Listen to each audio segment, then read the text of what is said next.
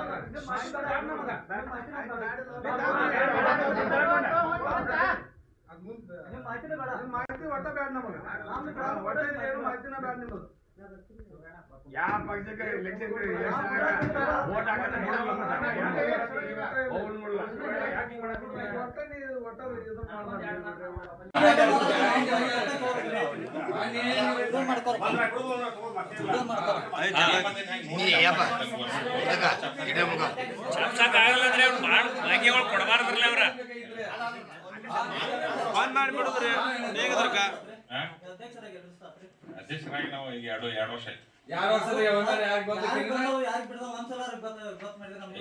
ಎಷ್ಟು ಮಂದಿ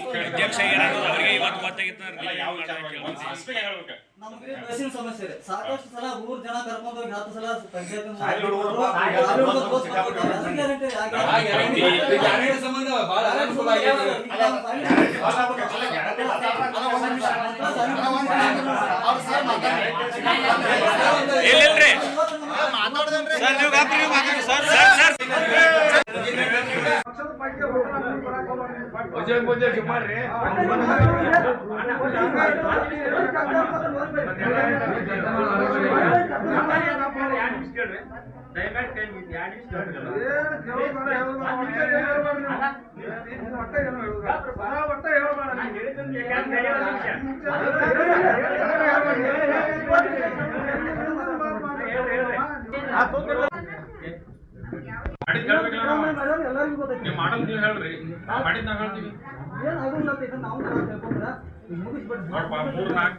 ಕ್ಷಣ ಕ್ಷಣದ ಸುದ್ದಿಗಳಿಗಾಗಿ ಫ್ರೀಡಂ ಟಿವಿ ಸಬ್ಸ್ಕ್ರೈಬ್ ಮಾಡಿ, ಲೈಕ್ ಮಾಡಿ ಹಾಗೂ ಫಾಲೋ ಮಾಡಿ.